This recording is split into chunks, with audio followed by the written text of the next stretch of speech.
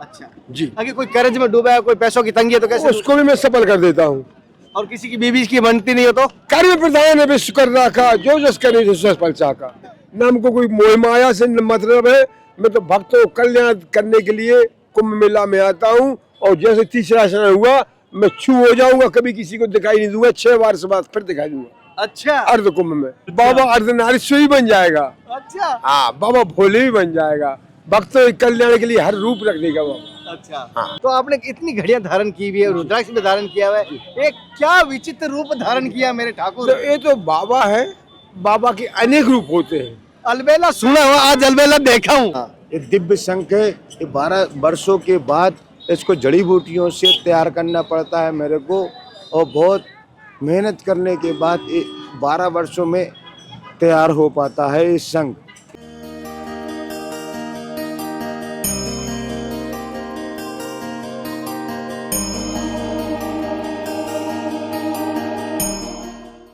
साथियों, प्रयागराज में आपको लगातार संतों का दर्शन कर रहा हूँ, गुरु कृपा हरि कृपा से। अभी मैं प्रयागराज में आपको गड्डी वाले बाबा के दर्शन करूंगा। जैसे देख पाएंगे गड्डी वाले बाबा, एक टाइमर बाबा के नाम से गड्डी वाले बाबा से एक बार ध्यान रखना, कैमरा उधर लेके जाना।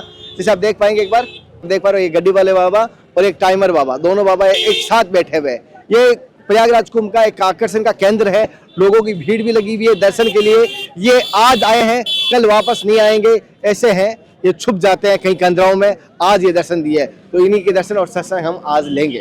गुरुजी, जैसे एक आपकी बात करना चाहता हूँ आपको, पहले तो प्रणाम सभी संतों की तरफ, सभी भक्तों की तरफ से। एक चीज जानना तो आपका एक तो गाड़ी का आकर्षण केंद्र बना हुआ दिखाई दे रहा है, एक आपका घड़ी वाले बाबा, मैं कहूँ तो गलत भी नहीं रहेगा, क्यों भाइयों? तो आपने इतनी घड़ियां धारण की हुई है, रुद्राक्ष भी धारण किया हुआ है, एक क्या विचित्र रूप धारण किया मेरे ठाकुर। तो ये तो बाबा है, बाबा के अनेक रूप होते हैं। अलबेला सुना हुआ, आज अलबेला देखा हूँ। अनेक रूप होते हैं बाबा, बाबा के कुछ भी रूप देख लो आप। बाबा अर्धनारीश्वर ही बन जाएगा। अच्छा हाँ, बाबा भोले भी बन जाएगा। भक्तों के कल्याण के लिए हर रूप रख देगा बाबा। अच्छा हाँ। गुरुजी, एक चीज घड़ियों का राज बताओ, इतनी घड़ियां कौन कौन सी है? ये तो सब भक्तों की देन है, आप जैसे भक्तों की देन है बेटा। नहीं, मतलब क्या इसका रीजन है, कोई साइंटिफिक या ये है महाराज जी, जैसे आपको टाइमिंग बाबा क्यों कहते हैं ऐसा? भक्त जो मेरे को लगता है हर देश की घड़ियां आपके पास होगी, टाइमिंग। सब देश विदेश की हर चीज की है। अच्छा, आपका शुभ नाम क्या है? हमारे बड़े बाबा के नाम से जाना जाता है, छोटा बाबा के नाम से जाना जाता है। और दोनों इसी रथ के साथ रहते बस हो? दोनों एक दूसरे, राम बलराम दोनों साथ में आगे रहते कुंभ के हैं। बाद आप कहाँ छिप जाते हो? बस घूमने निकल जाते हैं पहाड़ों में। अच्छा, हाँ, तो जैसे कि आप घड़ी धारण किए, गाड़ी पे ऐसे बोनेट पे रहेगा, आपने कोई कुटिया बनाई नहीं, कोई पन्नी नहीं तानी, तो ऐसा क्या? सब अलबेला काम है। अलबेला काम है। अलबेला काम, हटके काम जैसे करते हैं। आपको ये जो मैं संतों के दर्शन करा रहा हूँ, ये पूरे कुंभ के आकर्षण का केंद्र है, क्योंकि ये अलग प्रकार से देखो, घड़ी वाले बाबा भी गाड़ी पर धारण किए हुए। महिंद्रा की क्या? महिंद्रा की गाड़ी है।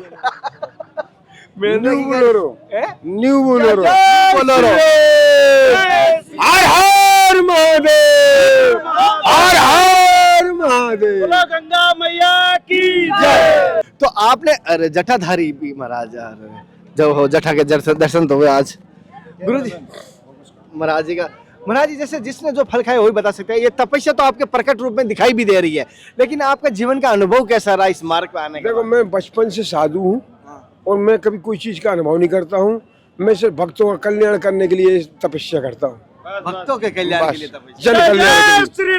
जय जय श्री राम। हमको कोई स्वार्थ नहीं है, न हमको कोई मोह माया से मतलब है। मैं तो भक्तों को कल्याण करने के लिए कुंभ मेला में आता हूँ। और जैसे तीसरा स्नान हुआ मैं छू हो जाऊंगा, कभी किसी को दिखाई नहीं दूंगा, 6 बार से बाद फिर दिखाई दूंगा। अच्छा, अर्ध कुंभ में गुरु बस। जी जैसे कहते हैं, अभी तीसरा स्नान होने के बाद किसी को दिखाई नहीं देंगे, छिप जाएंगे, अलोप हो जाएंगे। अलोप पहाड़ों में निकल जाऊंगा, हिमालय में। जय जय श्री राम करके लुप्त होने वाले संत, जैसे कह सकता हूँ आपको ये भी है। जोशी मठ, तपोवन, बद्रीनारायण और जो ओखी मठ, बस मैं वहीं घूमता रहता हूँ। जैसे गुरुजी कह रहे हैं, तीसरा स्नान करके कंदराओं में छिप जाएंगे उत्तराखंड की। बस मैं कभी 6 साल बाद फिर मिलूंगा। क्या मांगने के गाँव में नहीं जाते? ना, कोई भिक्षा नहीं करता हूँ मैं। अच्छा, कोई भिक्षा नहीं करता हूँ। तो भोजन प्रसाद की कैसे व्यवस्था होती है? हमारे आते हैं, ले लेके आते तो हैं। वहाँ बर्फ में तो मैं ही मुश्किल से पहुँचता हूँ, भगत कैसे पहुँचेंगे? अरे केरला, कन्नाडा, कहाँ से मेरे भगत आते हैं। तो ऊपर बर्फ में कैसे? वो हमको माल पानी ग्लेशियर में भी पहुंचते हैं हमारे साधु। अच्छा, हमारे ग्लेशियर में हमारे भगत होते हैं जो योग साधनाओं की इच्छा रखते हैं, वो अपना योग करते हैं वहाँ पर, और अपने योग के साधना के अनुसार से वो जो हफ्ता भर एक एक महीने का बिना भोजन के, बिना वायु के साथ अपना आहार करते हैं, वही तपस्या करने वाले साधु भगत लोग हमारे साथ रहते हैं। और गुरुजी आपने चश्मा और धारण किया, क्या धूप की वजह से किया या ऐसा फैशन की वजह से? ये धूल उल आती है आंखों में, इसलिए चश्मा लगा लेता हूँ। अच्छा, ये खरीद के या भगत ने किसी ने दे दिया? तो दे दिया किसी ने। अच्छा, गुरुजी ने क्या किसी भगत ने दे दिया तो धारण कर लिया। गुरुजी एक चीज पूछूं इसे, हाँ गुरुजी एक चीज पूछो, जैसे आपने वहाँ भक्त आता है तो आपकी कोई मनोकामना पूर्ण करते हो, भक्त की समस्या दूर करते भगत हो? की हर मनोकामना पूर्ण करता हूँ मैं। अच्छा जी, अगर कोई कर्ज में डूबा है, कोई पैसों की तंगी है तो कैसे? उसको भी मैं सफल कर देता हूँ। और किसी की बीबी की बनती नहीं हो तो? कर्म प्रधान है विश्व कर रखा, जो जस करे जो सस फल चाका। ये तो कर्मों का खेल है बेटा। बोलो गंगा मैया की जय। गुरुजी हमारे श्रद्धालुओं से पूछो जो प्रयागराज में आए हुए अनंत प्रदेशों से, इन भक्तों से भी हमारे पूछो कि आपको भी शायद देख पा रहे हो, सारे कुछ देख रहे, सारे भक्त देख रहे, आप इनको क्या भक्ति का मार्ग दोगे जिससे कि इनका कल्याण हो सके, प्रयागराज को आए इनका यात्रा सफल हो? सत्य पे चलो और सनातन धर्म से जुड़ो। जय जय श्री राम। हर हर महादेव। हिंदुत्व को जगाओ, हिंदू को जगाओ और हमारे सनातन से जुड़ो। और जय श्री राम का नारा है, एक ही नाम, एक ही नारा, जय श्री राम, जय श्री राम। साथियों जैसे देख पा रहे हो, दो बाबा, जैसे प्रयागराज को मैं बहुत सारे संतों के दर्शन किए, इन दो बाबाओं के दर्शन करा रहा हूँ। दिगंबर है जैसे दोनों बाबा, नागा बाबा है जैसे देख पा रहे हो, और दोनों गुरु भाई है। और जैसे देख पा रहे हो, एक तो टाइमर बाबा कहूँ तो गलत नहीं है, एक कहूंगा जैसे गड्डी वाले बाबा, गड्डी वाले बाबा। रियल बाबा ने कोई लॉकेट धारण करता, आपने चाबी धारण की है गुरुजी, वो भी रिमोट वाली। गड्डी वाले बाबा, गड्डी वाले बाबा, तो इसकी वजह से अच्छा गड्डी वाले बाबा कह सकता हूँ, टाइमर बाबा के दर्शन हो गए। महाराज जी जैसे एक समाज में हमें कपड़ा धारण करने को कहते हैं कि शर्म आती, कपड़ा धारण करना चाहिए। ये हमारे रामचंद्र जी भगवान आदि मर्यादा पुरुषोत्तम भगवान रामचंद्र जी आए थे। ये हमारा कुंभ मेले के बाद में यहाँ से जाऊंगा तो मैं अपनी मर्यादा में भी रहता हूँ। कपड़ा पहन लेते हैं बाबा जी। क्यों सिटी में रहता गुरुजी ये सदा आप दिगंबर रहते हैं या आप कपड़े धारण करते हैं? नहीं, गमछा पहन, एक अंचला, गमछा। तो श्री दिगंबर आप सदा ऐसे एक अंचले के साथ? ऐसे रहते हैं, लेकिन मैं एक गमछा पहन के चलता हूँ। एक अंचला जो जिसको श्री दिगंबर कहा जाता है, श्री दिगंबर को एक अंचला मिलता है, गमछा मिलता और बाकियों को जो दिगंबर होता है जो उसको बाद में कपड़े पहन सकता है। जैसे महाराज जी ने बताया, एक अंचले के साथ पूरा जीवन रहते हैं और पूरे कंधराओं में छिप जाते हैं, तीसरे स्नान के बाद नहीं मिलेंगे। गड्डी वाले बाबा जैसे आप देख पा रहे हैं यहाँ पर, ये देख पा रहे हो स्वास्तिक रोड है, जैसे 20 नंबर सेक्टर है, 20 नंबर स्वास्थ्य गेट है और काली सड़क के नाम से प्रसिद्ध है। हमारे नागा सन्यासियों के सभी अखाड़े बोलो। महाराज जी कार के ऊपर, गाड़ी के ऊपर खड़े हैं और संघ के साथ। जी प्रभु, ये हमारा वैष्णव संघ है, उस कैमरा में दिखाओ। हाँ, ये दिव्य संघ है। ये 12 वर्षों के बाद इसको जड़ी बूटियों से तैयार करना पड़ता है मेरे को, और बहुत मेहनत करने के बाद ये 12 वर्षों में तैयार हो पाता है ये संघ। ये वैष्णव संघ है। इसकी क्या और विशेषता दूसरे संघों से, क्या अलग करता है इस संघ को?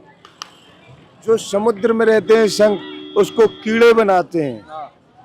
इसको बहुत मेहनतों से, जड़ी बूटियों से, अष्ट धातुओं से बनाना पड़ता है। जैसे महाराज जी कह रहे हैं अष्ट धातुओं से ये शंख बनाया गया है, क्या ये बना? सोने से भी समृद्ध है। अच्छा, सोना भी इसमें मिश्रित किया जी। गया है, चांदी भी। सोना क्या चांदी। ये शंख दिखने में संत है या बजता भी है? मैं बजा के भी दिखाता हूँ। बजा के दिखाओ, ऐसा नहीं दिखने में हो। मैं हाँ। जय श्री हरि महाराज।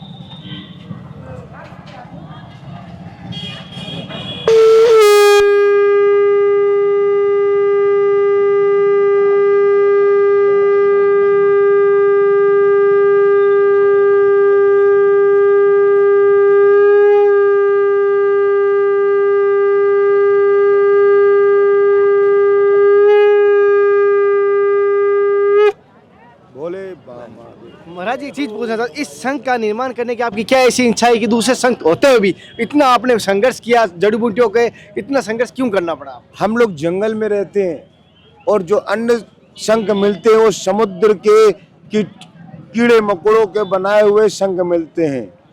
जो हमारा दिव्य शंख की उत्पत्ति होती है उसको हम लोग अपनी तपोबल भक्तियों से और कड़ी मेहनत से हम लोग तपस्या की भूमि से इसको निर्माण करते हैं। ये वैष्णव शंख होता है। इसका क्या लाभ है ये आपको? इसका लाभ ये है कि इसका जो वातावरण है इसको शुद्ध करता है और जो मनुष्य हैं उनकी अंतर आत्माओं को भी शुद्ध करता है। प्रभु जी, आपका संतों का दिया हुआ शुभ नाम क्या है?